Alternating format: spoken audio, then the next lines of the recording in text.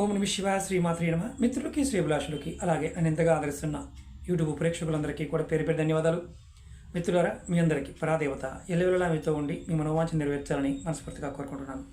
ఈ షార్ట్ వీడియోలో ఒక చెల్లెలు, గురువుగారు నా మెడ మీద 3 గీతలు ఉన్నాయి గురువుగారు, ఉండవచ్చా అని అడిగారు.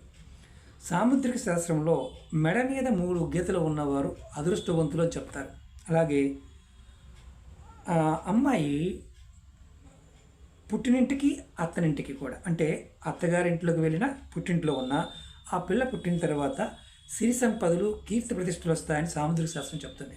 కాబట్టి ఎవరికైతే 3 గీతలు ఉంటాయి మెడ మీద ఆడవారికి, వారు ఖచ్చితంగా తల్లిదండ్రులకి అత్తమామలకి చేసుకున్న వారికి కూడా అదృష్ట యోగాన్ని కలగజేస్తారు. కాబట్టి మీరు ఎలాంటి భయపడాల్సిన అవసరం లేదు. మీకు ఈ వీడియో నచ్చినట్టు లైక్ చేయండి, ఛానల్ని సబ్స్క్రైబ్ చేసుకోండి, పక్కనే ఉన్న గంట సింబల్ని యాక్టివేట్ చేసుకుని 10 మంది మిత్రులకి షేర్ చేయండి.